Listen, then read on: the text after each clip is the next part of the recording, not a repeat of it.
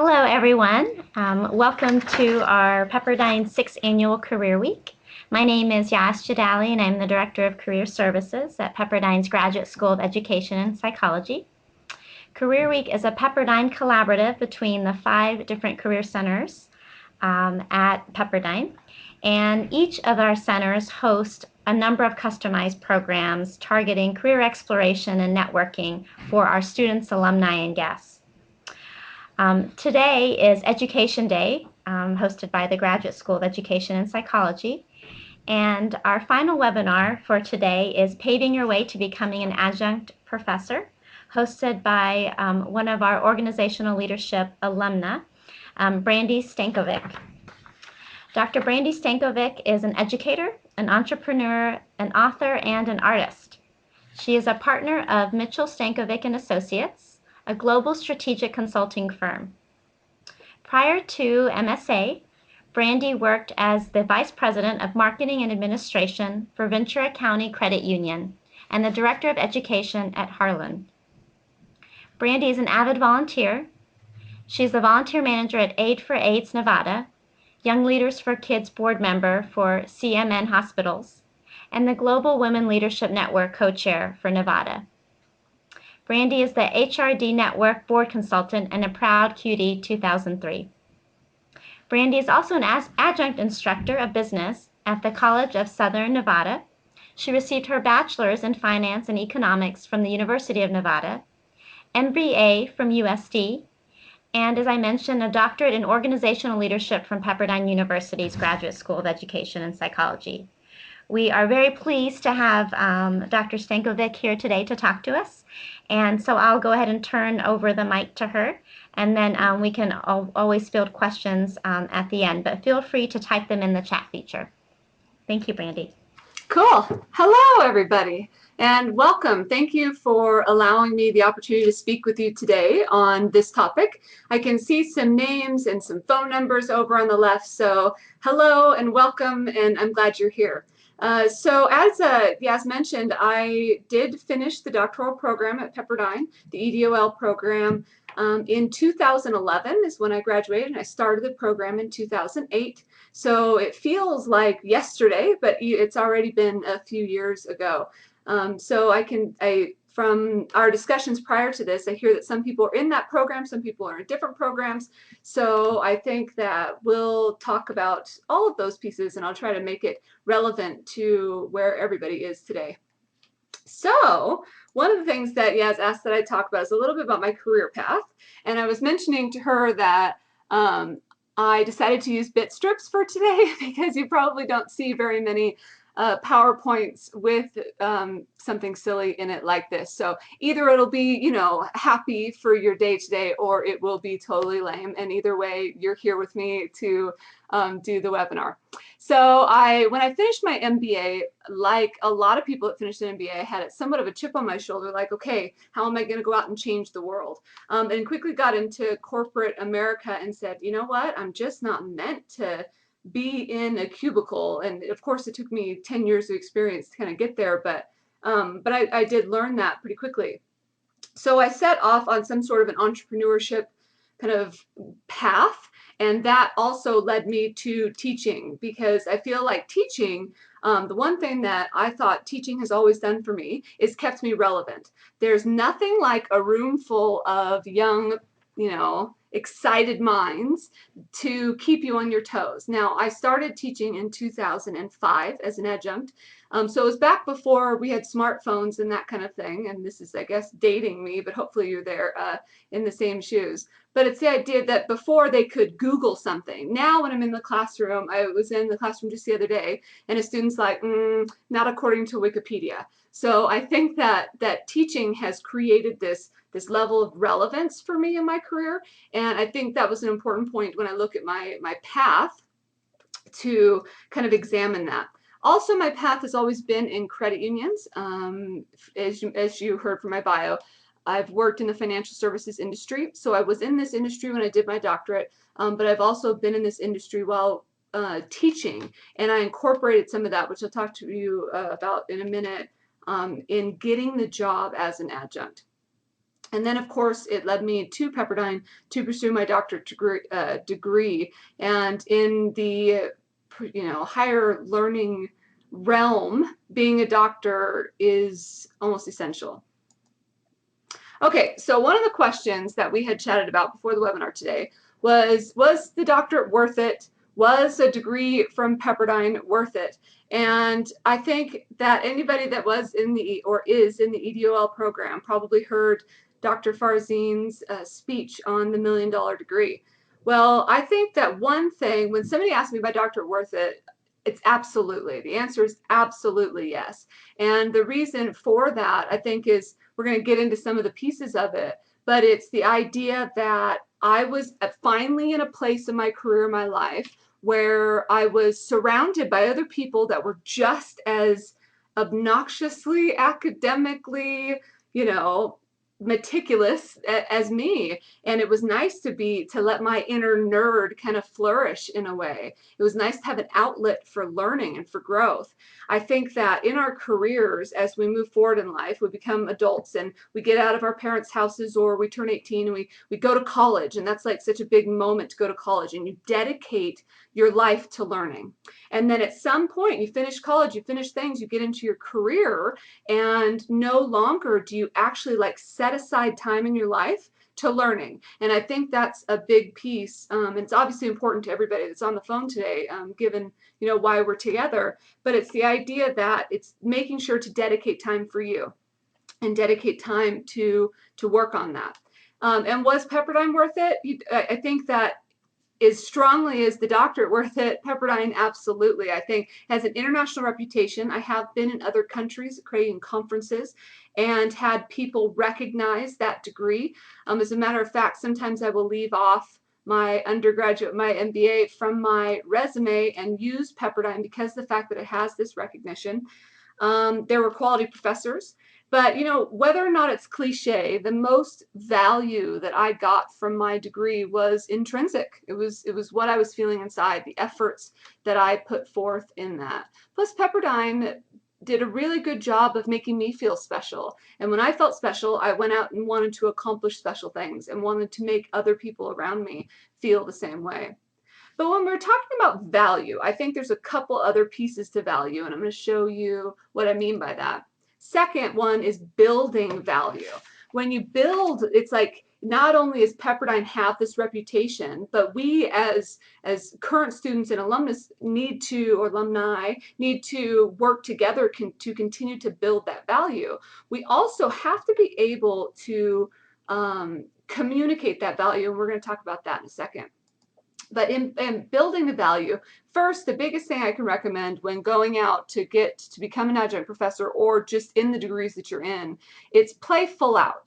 Like, play full out. Do whatever you have to do to just be there, be in the moment, put the phone away, put the kids to bed, do whatever you have to do to play full out. And I think that having that frame of mind that you're going to give it that will impact, going forward. And we're going to talk about some of those strategies in a second. The second in the building value is the concept of it's not a matter of if.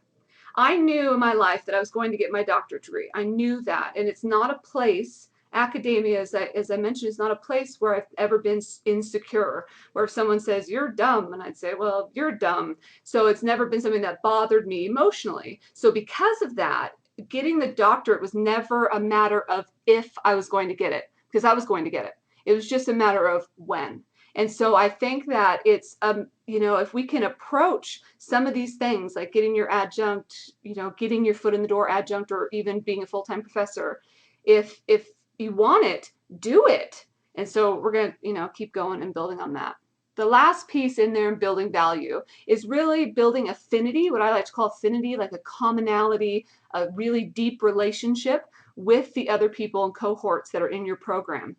You'd be amazed how many people, and depending on whether or not you are all the way advanced in writing dissertation, or you're in the beginning of a doctoral program, or maybe you're not even in the doctoral program, if you're not taking advantage of the people around you, you're around other people that, whether or not they may not be at your level, or they may not be at your capacity, they still want it or they wouldn't be there, and they're putting it at a certain level of priority in their life. And so I think this affinity that you can build, it's going to build a network of people that you've been through something special that could ultimately help you.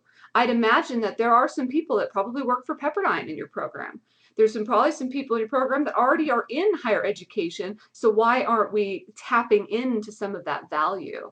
And I think affinity also helps us to get over ourselves, and we're going to talk about that in a minute. The final thing is being able to communicate the value.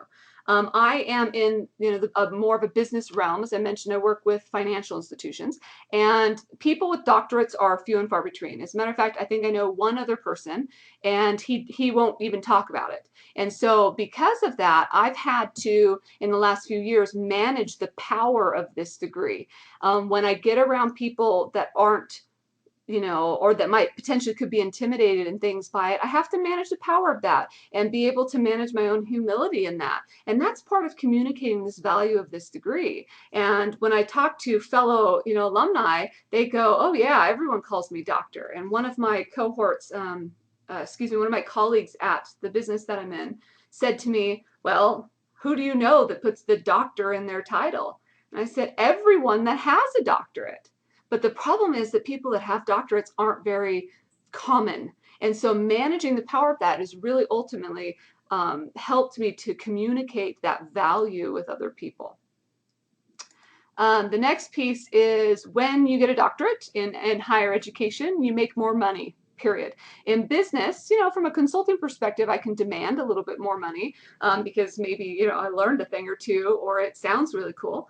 But in academia, it's an automatic. In the state of Nevada, there's, published frameworks of how much money you'll make. And when you earn a doctorate, you automatically increase to that. So being able to have the doctorate helps when it comes to cash flow and higher learning. And then when it comes to the final piece and it kind of goes in with this next bullet, so I'll pull it up here too, is when you're communicating the value, being able to look at it from a business plan approach. And I know some of you on the call today are in business, so you kind of maybe relate to this, but it's the idea that you got to know what your piece of that is, what the value of it is. How is it competitive? How does it make you competitive? And being able to communicate with somebody why I'm doing this. And having an elevator speech, that whole concept of if you got on an elevator with somebody where it mattered to talk about it, could you actually talk about it in 30 seconds without stumbling over your words or being able to articulate what this value is? If it's not clear to you what the value of it, the degree is, then it's not going to be clear with the people that you are working with. Okay, so how do we utilize the coursework in becoming somebody in higher learning? Everyone always says to me, well, make sure to focus your research. Said it when I was in the program, and it's come up in questions when I've talked to potential students. Focusing your research and focusing your efforts. And if you can do that, right on. If you can write every paper on what you want to be and what you want to do when you grow up, then do it. I had a cohort with me in our class, and he knew from the day he started what he wanted to do and what he wanted to write his dissertation on and all of that. I, however, did not. I was lucky that I got into the program and that I got there from work and that kind of thing. And so my research wasn't focused. As a matter of fact, I kind of just dabbled in things that enlightened me or that felt interesting. So if you can focus your research, do it. But if you can't, don't worry about it. Just do the work anyway. And then when I was thinking about it, I put this in here to read. And then I'm like, no, really, I really want you to read. No, actually read. I cannot push this enough. Every single one of us, I'd imagine, on this call today are really good at skim reading or reading things really quickly or kind of cliff notesing it and going, oh yeah, I totally read all 3,000 of those chapters for today. And I think the biggest thing I could have possibly done, or the most valuable thing for me, was actually reading the books, reading the chapters, doing the work in that way. Now, that was easier for me to do at the beginning couple years of the program, partly because there was a natural excitement and energy in it, but also because as the program progressed, so did my life. And I actually got married and had children and moved to California all while I was in the program. And I know all of you are probably dealing with other life things like that. So the more that, like I said, to begin with, we could play full out and really read, actually read the things that are out there, the more it'll kind of build your, toolbox. Then with all that in mind, the main thing you want to do is just get it done. When it comes to a doctorate or any sort of program that you're working on, just get it done. And I think that I took a more accelerated approach, and I worked on my comprehensive exams at the same time as writing some of my dissertation. So the second I was done, I was able to sit for my prelims. Not all advisors or professors will be willing to work with you on that, but it was important to me because of how many things were going on in my life. I still have some friends that I went to the program with that aren't done yet. And now here we are, 2014, and we're so far removed from this program.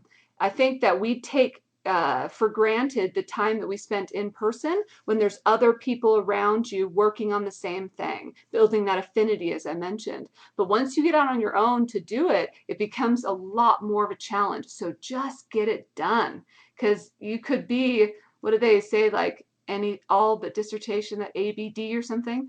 Anybody that put that on there, I would totally roll my eyes at, because come on, if you're going to do a program like this, get it done. And then the final thing is get over it. And I have this later as a professionalism that I wanted to share with you too, but it's the concept of, I had to commute 75 miles one way to get to class. I worked 50 plus hours a week, but I also got the degree, and I had a baby. I will never forget, and I don't know if any of you guys know Judge Tobin, but I was in his class, and it was the late night class, so it was probably 9:30 at night, and our class didn't officially end, I think, until after 10, but it was late, and I was probably 40 weeks pregnant. I'm talking days from having a baby, and I was sitting in his class, and he's like, we have about 45 minutes left to talk. And I like sat back in my chair with my big old belly, and I'm like, oh, geez, and just basically used the Lord's name in vain and all of that out loud in class. And I don't think I realized that it was actually out loud, because a lot of people like turned around and like stared at me like, who is this? Who is this person gasping? But my point in that is it didn't matter to me what I was going through, because I was going to get this done. And I think with becoming an adjunct and getting your degrees and that kind of stuff, having that philosophy of getting over it is important. You've got a lot on your plate. Yeah, I would imagine so. Otherwise, you wouldn't be at the level that you're at to be getting the degree that you're at.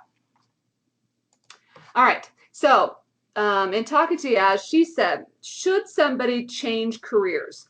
And if they're going to, as far as, say you're in business and you're in business like I am, and maybe you want to approach the adjunct faculty, or to get into that kind of position, or maybe you want to become a full-time professor, what should you do?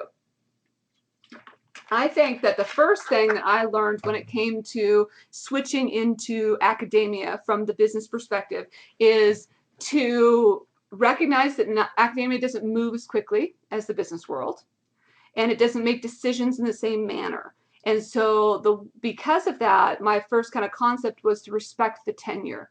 I think that people and professors that have tenure, that have been working their entire careers in positions that they're in, that's important to them.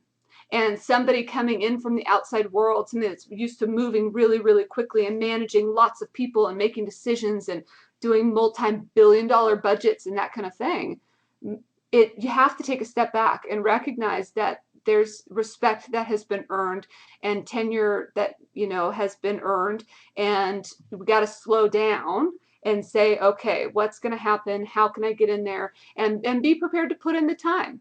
As I mentioned, that the doctoral degree will get you a whole new level of income when it comes to being a professor.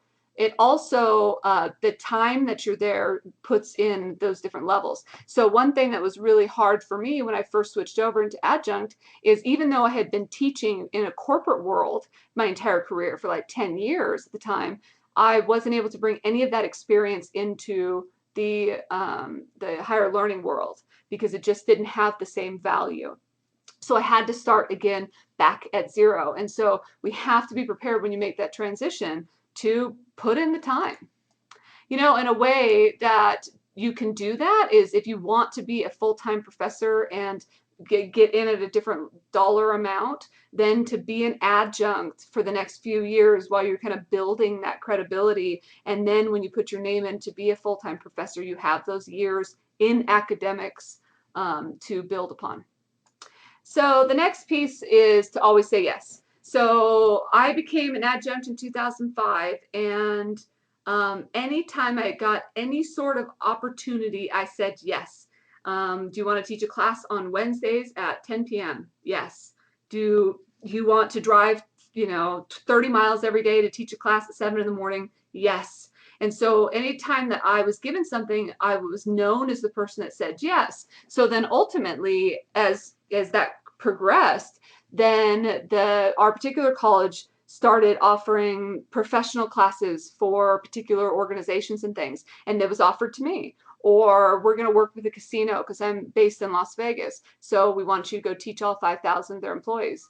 Okay, yes. So I had the opportunities to be able to do that. So if you're known as a person that says yes, instead of a person as, I'm so busy and really important, so let me check my schedule, always say yes, because you never know what's going to come from it. And then, as I mentioned, academia is a unique beast, and here are the few things that I kind of learned from that. First, of course, is to respect the culture, as I mentioned, and respect the people that are there, because they're the ones that are making the decisions of whether you stay there or not. So that's important. You want to assimilate when it comes to communication. Learn how the people like to be communicated with, what channels to use, how to communicate best, when to communicate, when it's important to be in person versus, via email and things like that, because every college and place that you'll be looking into is a little different. So definitely try to assimilate in that way. And then play the game. So if you think that teaching from an antique textbook is just eye roll, that okay. And when you have the power in the organization because you've been there and you've been around the block, you can have that conversation. But until then, play the game. So many times at the college that I'm at now, I see new professors coming in wanting to change the world. And it's kind of like the boiling frog theory, and not saying that where I'm at or tenured professors are boiling by any means. It's more just the concept that you gotta just slow down. You jump in and go, oh, it's hot, I'm gonna change everything and make this all like how I want it to be. And we gotta slow down and play the game and put in the time and respect that.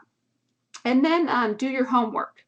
When it comes to becoming a professor, you've got to know who the other professors are and who has been there and who has kind of changed the department forever, and who was previously a dean, or who was the chair, or who are past chairs, or any of those kinds of things. Know who people are. So if you get phone calls or emails or that kind of thing, you know who the players are. You can do this by, looking at websites a lot of times, but asking people around. We're going to talk about some of those strategies, but knowing who it is that you're talking to, what the process is, and all of that can be really helpful. Sometimes just picking up the phone and calling the HR department and saying, if I wanted a job there, what would I need to be doing? What kind of things would I need to be collecting? That'll help. I know when I had the opportunity to be the emergency hire full-time faculty instructor. I don't know, there's a very long title for it, but about 2 semesters ago, spring of 2013, they had a retirement that was accelerated. Somebody was approved for their retirement a little ahead of time, so they didn't have an instructor to fill the position. So because I'm the person that always says yes, they called me to ask if I wanted to do that. Ultimately, it was my plan to teach full time. And so I was working, and then I was doing the adjunct faculty, teaching adjunct, so part time. In the state of Nevada, that's up to 9 credits, so it's about 3 classes. I'm not sure if it's the same in all the states that you're from. But I was teaching part-time and ultimately wanted to become full-time. So when I got this opportunity, it was incredible. And I absolutely said yes. And then I was teaching like 6 classes for the semester. So basically all day for Monday through Thursday. It was such a tremendous opportunity for me. uh, to have insight into what actually happens in becoming a full-time professor, because it is very different than being an adjunct professor. So that's another thing is in the adjunct world, you are a person that's working full-time that is also then teaching part-time, and they want the adjunct, most colleges want the adjunct faculty to have that real life, real time experience. Where in the professors a lot of times have maybe came from corporate worlds, but then have been teaching for a number of years. And then of course you're focusing 100% of your energy on being a professor. There's also a lot more to do when you're an actual professor than when you're an adjunct faculty as well. There's committees, there's textbook reviews, there's et cetera, et cetera, et cetera. So as a full-time professor, you have to be kind of prepped to dedicating your life to that. And a lot of you kind of know the game and know this, but if you don't, it was good insight for me to see that. I was able to recognize that being a full-time professor wasn't in line with what my ultimate vision was, and having that opportunity to do that semester as the emergency hire really helped with that. And again, I wouldn't have gotten that emergency hire if I hadn't have been the person that always says yes. Okay, the final thing is volunteering to the top. I push this in the business that I work in, and also in, as far as this adjunct is concerned. If you want to do this, be prepared to do it for nothing and volunteer your way in the door. So if there's faculty events or softball games or community events and people are out and about, then going there and volunteering and getting to know the people that are part of the college can really help. So be prepared to put some time in and not necessarily getting something back from it. And again, when I finished my MBA, there's probably no way I would have done something like that. But I've learned that, and that sometimes that's what it takes. It takes putting yourself out there and not necessarily expecting a lot in return. So what should you do to become an adjunct faculty? The first thing after the do your homework conversation, so it's building on that, is write a personal business plan. And what I mean by that is, what is your value? Why would a college actually benefit from having you on board? And I think that sitting back and really thinking about that is really important. Taking a look at the colleges that you want to go after, or universities that you want to go after, taking a look at the kinds of things, once you do your homework and you find out what other professors do, maybe research is incredibly important. And so you need to be a kind of person that is, doing a lot of proposals for a lot of different academic conferences and getting published as much as you can. Or maybe the particular university likes people that, like a University of Phoenix or something, might like somebody that has a job and only hire part-time professors. Or maybe, the college is somewhere in between. So nonetheless, doing your homework, finding out what the university wants, the college wants, and then finding out what your value is in that. We had a little bit of a discussion about whether you should choose to focus a niche, or if you should be somebody that can be broad in your understanding and your experience. From my perspective, the more opportunities a university has to hire you, the better. So if you make your niche too specific, then you aren't relevant when other opportunities arise. But you also don't want to be such a generalist that you're not actually a qualified expert in any of those areas. So when I came on board at the College of Southern Nevada, I was teaching women in business. And so it's something that's been a passion in my career, and I was able to focus on that. Well, they canceled the class after a couple semesters. So after that, that was it. I had no other opportunity, and it wasn't until a little while later, when they were really kind of desperate for a marketing teacher, that they realized that I had worked in marketing for a large amount of time.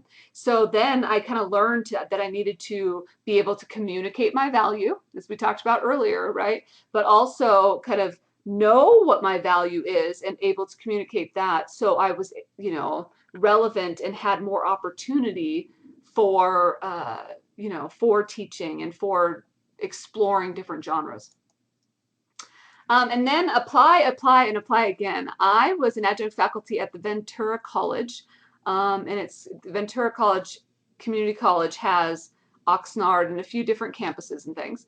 And I applied and I didn't hear back. And then I applied and I didn't hear back. And I just, every once in a while, just kept submitting my resume. And it was just the open-ended positions, adjunct positions available. And finally, after a year, I got a phone call. And so I had lived in California for a year before getting the opportunity. And once I did get the phone call, I was able to go into doing a presentation. So for anybody that doesn't know, and some of you might, but for anybody that doesn't know, usually when you become a professor, you'll get called in based upon your application that you send in and resumes, and then you'll be asked to do a presentation. They may give you a topic or they may ask you to just put together something, but you go in and you present to like maybe 1 or 2 people, could be more. In some cases, I've done it to a couple people, and in other cases, there was probably 7 or 8, which, by the way, do your homework on the people you're presenting to so you can make your topic relevant. But then go in and be the kind of instructor that you want to be. And I could tell in the particular situation that I'm mentioning now at Ventura College, I was a little energetic for them. I'm pretty energetic by nature, and I could tell they were like, whoa, right? And so the particular opportunity that came first was teaching for the supervisors at the county of Ventura. It was like a particular professional certification program through the college. And so then when I could tell that I was a little energetic for them, I immediately tried to communicate, well, I have this energy level because these people will be coming out of work and they'll need somebody to get them through the evening and that kind of thing. So being able to articulate yourself, self-aware in that, and then be willing to apply, and apply again, over and over and over and over again. When I came back to Nevada after finishing my doctorate degree and moved back to Nevada, I had been a professor from 2005 to 2008, and then it was about 2010 when I got back. It took over a year to get me back in the door, even though I had been there, to become an adjunct again. So, just keep going. You got to just keep applying. So the next piece, and I think probably one of the most important, and that is managing your gatekeepers. In a lot of businesses, depending on the industries that you guys work at, in a lot of businesses, the people that receive the resumes are not the people that are doing the hiring. And the same might be true in the universities that you're working with. Excuse me. So HR might collect hundreds of resumes. HR might have something on monster.com and they get millions, right? And they may not even get your resume unless it has the right keywords. And I'm sure we've all learned that in resume class. But they finally collect this huge stack, and then it may not even get to the people making the decision for a while, and so, or ever. And so we have to be able to manage our gatekeepers. And one way that the college does the hiring process here for full-time faculty is to do a committee, and that might be true in a lot of universities and colleges. And so through that committee, you have to make sure that you have relationships with those people, or you just have the most outstanding and fabulous resume ever. But be able to, so would they know, oh, that's so-and-so that's teaching adjunct, or that's the person that always comes and helps and volunteers at our events. Another important gatekeeper besides HR and the professors, the full-time professors themselves, are the administrative staff for the college. I teach in the Department of Business, and there are a couple women that I bring cupcakes to, that I send smiley emails to, that I do everything that I possibly can to build a strong relationship with them in order to make sure I'm top of mind. Because if I'm easy to work with, they don't mind assigning me classes. And guess who writes up who should teach what and then gives it to the department head? Of course, the administrative staff.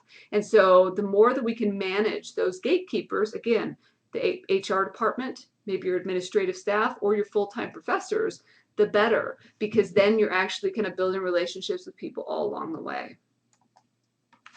And then the final piece that I wanted to put on there is just being, well, actually there's one more after this, but being ready to pounce. So if they call you, go. If there's an open house, attend. If somebody asks you a question or asks if you want to involve, be there. So the more ready that you are to pounce on these kinds of situations, the better, because opportunities may not arise again. I know when I've gotten the opportunity to do my presentation for the next round of interview as being a full-time faculty or even in the adjunct capacity, they usually say, we have an opportunity or an opening on Wednesday from 1 to 2 if you could make it. And of course, working and stuff, that's not always possible. But we're really, before you get the job, there's really not opportunity to negotiate. So the more ready that we can be to pounce, so if an opportunity does arise, that you're there and you're on it. And then the final piece here that is for real, the final on this strategies slide is advocating for yourself. If you're not going to advocate for yourself, who is? So being able and good at speaking about our value, as we talked about, doing that personal business plan so you're able to do and speak about that value well, but then advocating, going in and saying why you're good at what you're good at, while remaining humble and being able to just lobby for you. And sometimes I think people are constantly worried about other people around and those kinds of things, but advocate for you, focus on you. Okay, and then here are my professionalisms that I thought I would add to this. And one of them we've already talked about, and that's getting over it. I think not only do we have to get over it when it comes to all the stuff that we have to deal with, our lives and our commutes and our babies and our husbands and our wives and our partners and just all of that. Then I also think we have to get over our egos in a way when it comes to getting on and working in a different industry, like if you are going to change over or even if you're trying to progress. So get over the fact that it's going to take a while. Get over the fact that it's going to be some work. Just like your doctoral or any of the programs that you're in or work, so is going to be coming, getting your foot in this type of door. So we have to be able to just go into there drama free. And also it impacts you. So my very first day, I'll just tell you a quick story. My very first day teaching, I was all excited. It was that women in business class that I mentioned. It was in 2005, so I was still in my 20s, which was exciting in itself. And I went in, and it was before the day of every classroom being a smart classroom. It's amazing how quickly that's happened, by the way. But I brought all my markers, and I had a flip chart, and I had a stack of overhead, slides for the projector, and we get in and we sit down and I'm like going to talk to him and I lean on the table, just, I don't know, for effect in making a statement or something. And when I did that, I fell over and the table fell over and crash went all of my stuff, markers, and now the overhead slides are like not in the right order, right? And everything just went flying and the whole class is like, just completely just gasped. I mean, as they should have, right? Gasped for air. And so I stand up and like purple is now like creeping up my neck because I'm super embarrassed. And I barely made it through the class. And after the class, I was like walking out to my vehicle, like this is me holding my briefcase, but like, oh,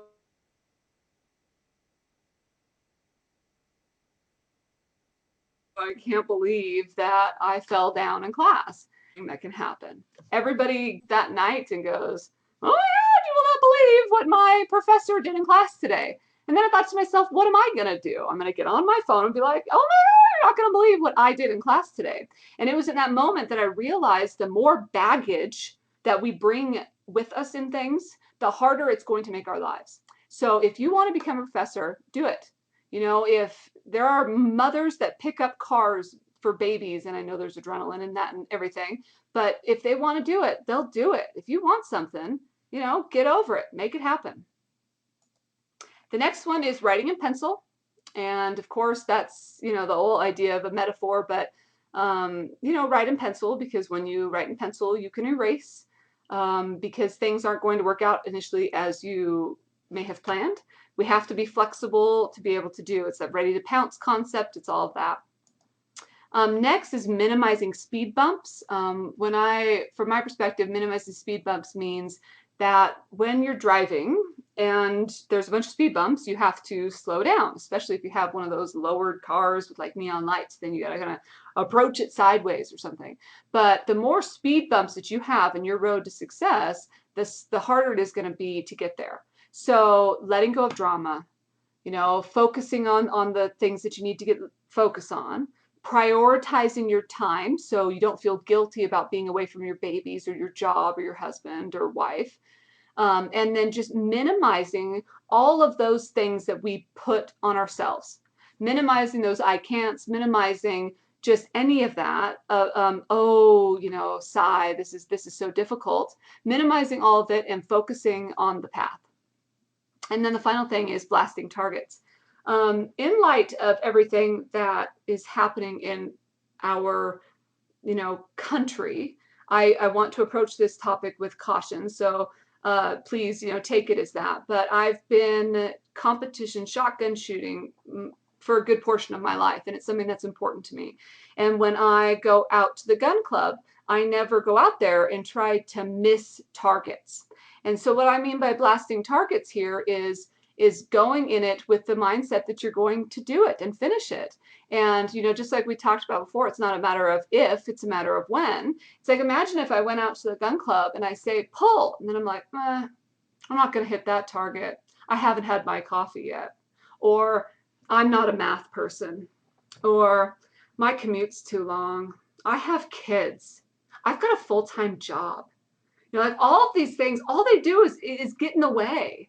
I mean, again, another cliche, but if today was the last day that you had to enjoy somebody that's around you or enjoy your job. And when I was going through the doctoral program, it was through the financial collapse. And so a lot of people did lose their jobs. And if you're in that, is this exactly how you wanted to spend today? And if not, why not? If you only have one chance to do something, why not blast the ever-living everything out of it, right? Why not go out and hit, say pull, and then not only just hit the target, but blast it. Be there, be full out, play full out. Who cares if you haven't drank any coffee? Do something. All right. The final things that Yaz mentioned that I should probably talk about is this teaching brand. So how to establish a teaching brand? I think that I kind of established it as I went. I'm very thankful that there wasn't YouTube the day that the table fell over and markers went flying. But I do tell that story to my students every day at every beginning of class, like the beginning of the semester. I also try to approach the students as if they're my equals. I never try to talk down to my students. And so in developing my own brand, I've tried to take my professionalisms and the things, my values, things that are important to me, and make sure I articulate them to the class to help kind of build that. So storytelling is important to me, the professionalisms, as I mentioned, things like get over it and the write in pencil and blasting targets. And then I also think when coming to develop your teaching brand, go back to that business plan that you created in order to get the job and recognize what it is that what your value is. What value do you have and how can you offer that to the students that are there? Are you someone that's a cheerleader or supportive of student success? Are you actually facilitating dialogue in the classes? Are you offering experience? And as I mentioned, storytelling and some of the things that you're dealing with your clients. And it's also about managing that line, well, two lines. The first line of casualness. I walk a fine line of casualness with my students, not to try to use fancy terminology and be all fancy professor, but to also speak to them as if they're students, and every once in a while a curse word or two might slip out. So that's that line that I'm managing. But the other line that I was talking about is the line of interaction. I try to get so much interaction from my students. Sometimes it's a little overboard and I have to say, shh, shh, shh. But it's important to me to make sure that they're participating in their learning. And so that, again, has become part of my brand. At the end of the day, though, no one cares as much about being perfect as you do. And I would imagine if you look back at your professors and think back at the people that have helped develop your life, I doubt you went, wow, they were awfully organized when they showed up to class. Or, wow, their suit sure looked great. I think that it's more about who allowed you to express yourself, who allowed you to have some of your own growth and learning, and who, created a path that you could see the light.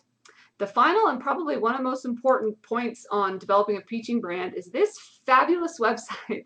You guys probably all know about it now. I wasn't aware of Rate My Professor until 2010. I was teaching maybe 2011. Fall of 2011, I was teaching a Business 101 class. And one of the books, I had gone to a conference and they recommended Googling yourself once in a while. And with the last name that I have, Google can find me. I'm not one of 3 million Brandy Stankovics. There's only a couple. But nonetheless, up pops this Rate My Professor website. And if you don't know about it, go check it out. But I'm sure you do. And some of you probably used it for the classes that you're in now. But Rate My Professor is a social media site to allow students to talk about which professors they like and which ones they don't. And at first I was horrified when I saw it because a couple students had written, now positive, they wrote positive things, but I just was horrified by the lack of control that I would have in that. I also then found out as part of the evaluation process of the college, sometimes they will take a look at Rate My Professor, which part of me is like stomping my feet around like a child, like that is not fair, right? Because I have no control over what the students would write.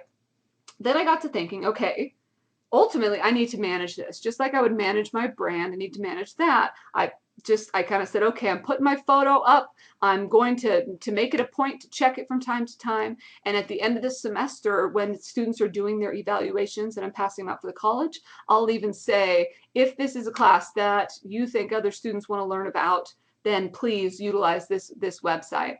And I even say to them, hey, if you have something nasty to say, I'd prefer you come tell me as opposed to, yelping it or Rate My Professoring it out for the world. But I try to open that communication channel with students, so so that I can manage this reality, because Rate My Professors is a reality and is something that we can't escape from as teachers. So that's kind of the final piece of teaching, developing your teaching brand. So, my friend Diaz, do we have questions, or is anybody out there want to ask a particular question or something specific? Brandy, this has been great. Not only that you've given great tips on how to really build a reputation, positive reputation for yourself, but I really like that you added the humorous and the challenges and the emotional aspect to it too. I think that a lot of people can relate to that. So thank you. This has been great. I do have a couple questions, and I also want to make sure that you may have had specific questions posed to you, so you may just want to check the chat. But Okay, if not, I'll go ahead and ask a couple on my end. please. Okay. Um, so my question to you is, if you were to have someone approach you cold, inquiring about the school where you teach and how they could get their foot in the door, what is it that that person would have to do, or the way in which they present themselves, that would make you want to help them or make an introduction for them, Mm, um, or even vouch for them or invite them to your class even as a speaker? right. I think that's a really good question. And I think that, and I was thinking about mentioning this too, so it's a good point. I'm glad you brought it up. It's the concept of approaching it like a mentor. Now, if somebody were to come up to me and say, I want to be an adjunct faculty member and I want to be like you or something, then of course I'm going to sit down and be like, okay, here's the things that I would recommend. So I think approaching it with humility in that way and just saying, this, I want to learn, and how can I learn from you? And then asking about maybe just starting with something like lunch, or can I pick your brain for an hour? I'll buy you lunch or buy you a cup of coffee. But I would probably recommend to somebody that would come to ask me that question to go through the traditional channels first, making sure that they're going through the website and doing the things that we talked about today in the webinar. But I love the idea of guest speaking. I constantly ask my students to find people to guest speak, like especially if we're doing business plans or something. So if somebody came to guest speak, I would just want them to knock my socks off, right? To be really good at it, because then that's somebody that's memorable. But I think, yeah, so I think that approaching it like a mentor kind of situation, can we get together? I'll buy you coffee and pick your brain. Making sure that they're going through the traditional channels too, because especially as an adjunct, there's only so much power I would have in that, but I might be Mm-hmm. able to refer them to somebody. And then asking me, what could I do for you to make your class easier? So if they said, is there a topic that you would just love someone else to come in and guest speak on, then that might go, wow, I would love it if somebody made my life Mm-hmm. easier. Does that answer the question? Yeah, that's a great suggestion too. Are you active on LinkedIn, and is that a strategy that you use in connecting with the academic side of higher education? Hmm. I am on LinkedIn and I am active in LinkedIn, and I would imagine that a majority of my cohorts and I are connected that way. That is the only social media realm that I will accept student interactions, like Facebook and things I keep more private. Mhm. I have not pursued it for academia. However, every time I've ever gotten a job, I immediately like friend request or anybody I'm working with so I can maintain some of those connections. Because if you've got it, if you have, if you're relevant to somebody today, make sure that you remain relevant to them tomorrow. And sometimes, sorry, my thing was going to sleep. Sometimes that can be difficult, and those social media things can help with that. Um, and being active. Some people use it though, so I think it's about getting to know your audience. Some colleges may not, but other ones, all the professors may be active, and so that would be something worth, looking into. Great, thank you. And then my last question is, if you had to look back at your doctoral program, and you brought up a lot of great suggestions. So if you had to leave our audience with one piece of advice of what they can do now or what you wish you would have known, what would you tell them? Just kind of that one nugget. Hmm. I don't know. I think that it's a lot of work. There's no doubt about it. It's a lot of work. So to me, just playing full out. The classes where I read and I did and I had those interactions, I had a better experience. One of the most valuable strategies that I did in the doctoral program is I found an academic partner in crime, is what we kind of called each other. It was a Mm-hmm. fellow student that also commuted. He actually commuted from Texas, but had a similar writing and academic and kind of working style as me. And so he wanted the same level of output as I did. Some people were kind of like, I'm just writing to get it done. I was actually writing to do something with my life. And so he was kind of down that same path. And once we found each other, then we would collaborate on every project. And that Mm-hmm. all the way through dissertation. We had the same chair, and we did a lot of the same research in chapter 2 as far as we both had change happening. Mine was really social media strategies. His was down an academic higher education kind of realm, but they both had the change foundation. And having somebody to dialogue with, to banter with, was really, really nice. Now, when school was over, I was really sad that he was no longer Yeah, in my life, but yeah. we keep in touch on those social media things that you're mentioning. But that was really helpful, and I think both of us looking back would say that it naturally kind of happened, and if I had found it right off the bat, that'd have been better. One Yeah. little story, I think we still have time, right? A couple of minutes. Yeah, please. My very first semester of doctoral program, we had to write a paper, and I came out of like I mentioned, a marketing background. So my first paper that I wrote, like a one pager on something, I got a really bad grade, but it wasn't like really graded for points. He just kind of was like, this isn't good, learning APA. And so I went back, a little ego wounded or whatever. But then it comes to group work time, and we had to find 3 people or 4 people that we wanted to work with. So I'm like, look at me, all laid back. I'm going to just accept anyone.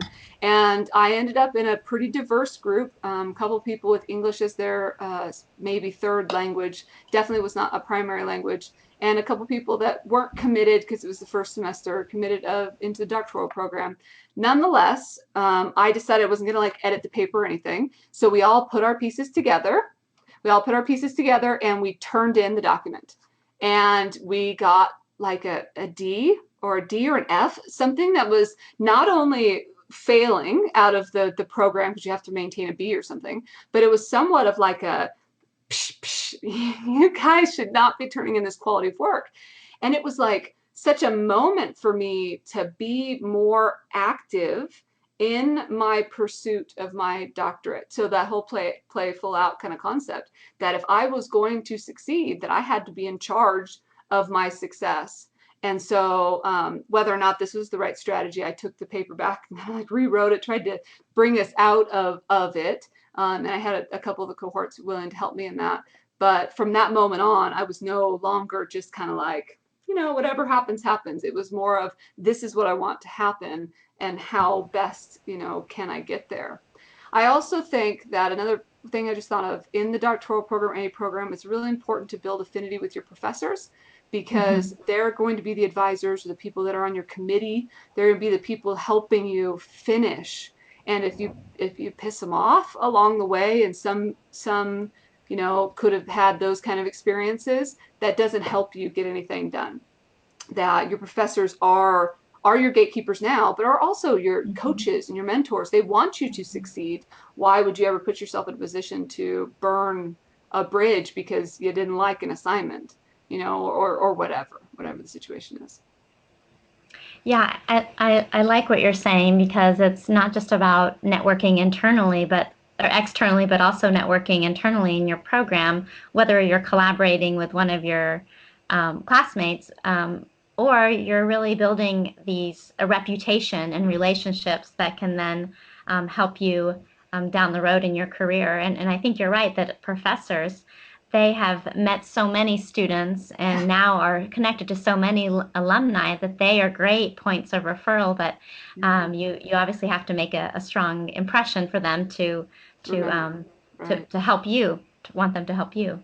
Could So you imagine dealing with a whole bunch of us? Like, everybody on this thing has to think about, could you imagine being the professor that has to listen to all the egos and experiences that we have? I mean, it yeah, takes a pretty amazing person to really to deal with that. In hindsight, you go, whoa, like we really put them through the ringer from time to time. But yeah. Well, I that's cool. imagine they So have to how keep in can mind I that it's part tell, of the would it process. just show me over on the left if someone else had a question you asked that somebody might have written to me specifically? I just want to make sure It that I would be in the didn't. chat feature. I read the questions I had, Okay. so we're good. Okay. I don't think I see any other ones. Well, thank you. You covered a lot of information that's been so helpful, and great advice, and also really motivational too, Brandy. So Cool. we know that you're very busy, and really appreciate you taking the time to share your experiences with our students and alumni. So Of course. thank you. Thank you. Thank you for And the for opportunity. Thank you to everybody that was on the yeah. call today. And for those of you on here as well, thank you for attending. And the last two sessions of our GSEP Education Day in Career Week is we have a session at 3 o'clock, which is coming right up now. It's at West LA, and it's called The Cultural Way, Cultural Awareness in the Interview and on the Job. And then from 5 to 6:30, we have the principal scoop on finding a job, and that's for K through 12 teacher candidates. So thank you all. Thanks again, Brandy. This has been wonderful, and enjoy the rest of your week. Bye. Thank you.